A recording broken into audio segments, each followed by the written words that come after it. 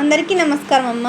ఈరోజు మనం తెలుసుకున్న అంశం ఏంటంటే 7వ తరగతి తెలుగులో మొదటి పాఠ్యాంశమైన అక్షరం అనే పాఠ్యాంశానికి సంబంధించి టోటల్ నోట్స్ని ఈరోజు వీడియోలో చూద్దాం. వీడియోలోకి వెళ్ళే ముందు ఇంకా మన ఛానల్ సబ్స్క్రైబ్ చేసుకుని వాళ్ళు ఎవరైనా దయచేసి సబ్స్క్రైబ్ చేసుకొని లైక్ చేసి షేర్ చేసి మీ ఫ్రెండ్స్కు రిలేటివ్స్ నా ఛానల్ని సబ్స్క్రైబ్ చేసుకోమని చెప్పండి.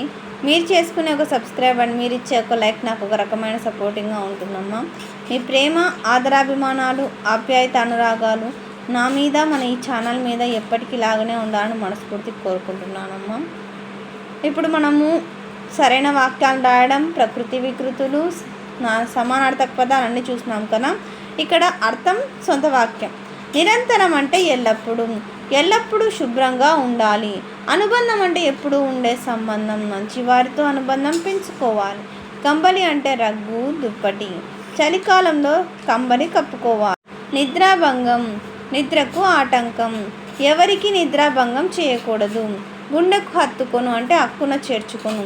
మదర్ తెరీసా పేద రోగులను అక్కున చేర్చుకుంది. క్రింది వాక్యాల ఆధారంగా మన బంధుత్వాలను గళ్ళల్లో నింపండి.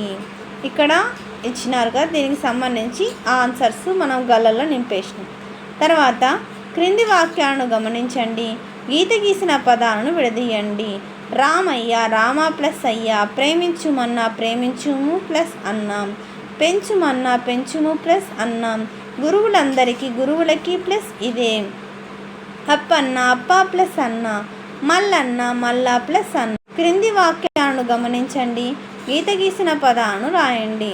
జాగ్రత్తగా స్క్రీన్ షాట్స్ తీసుకోండి మా. ఇంకా మన ఛానల్ సబ్స్క్రైబ్ చేసుకొని వాళ్ళు ఎవరైనా దయచేసి సబ్స్క్రైబ్ చేసుకొని లైక్ చేసి షేర్ చేసి మీ ఫ్రెండ్స్కు రిలేటివ్స్ అందరికీ నా ఛానల్ సబ్స్క్రైబ్ చేసుకోమని చెప్పండి. మీరు చేసుకున్న సబ్స్క్రైబ్ అని మీరు ఇచ్చే ఒక లైక్ నాకు ఒక రకమైన సపోర్టింగ్గా ఉంటుంది. పదాలను విడదీసి రాయండి. పదాలను కలిపి రాయండి. క్రింది పదమును గమనించి వాక్య రూపంలో ఏను కలిపి రాయండి. జాగ్రత్తగా స్క్రీన్ షాట్స్ తీసుకున్నాను, ఎక్కడికక్కడ స్క్రీన్ షాట్స్ తీసుకోండి. ఇప్పుడు మనం గ్రామర్ అంతా చూసినాం కదా. వ్యక్తీకరణ సృజనాత్మకతకు సంబంధించిన ప్రశ్నలు. అక్షరాలు ఎక్కడ కవారు చేస్తున్నాయి అని అన్నారు. తర్వాత అన్నప్రాసన నాడు జరిగిన సంఘటనను గురించి రాయండి. తర్వాత రెండవ క్రింది ప్రశ్నలకు 8 నుండి 10 వాక్యాల్లో సమాధానాలను రాయండి. అక్షరం గేయం సారాంశాన్ని మీ సొంత మాటల్లో రాయండి. ఎక్కడికక్కడ స్క్రీన్ షాట్స్ తీసుకోండి మా. ఒకవేళ అక్షరాలు కన్నా క్లియర్ కనిపించకపోతే నెట్ క్వాలిటీ పెంచుకొని స్క్రీన్ షాట్స్ తీసుకోండి. తర్వాత ప్రశ్న, జీవితంలో చదువు విలువ ఎంత ముఖ్యమో తెలపండి. జాగ్రత్తగా స్క్రీన్ షాట్స్ తీసుకోండి మా.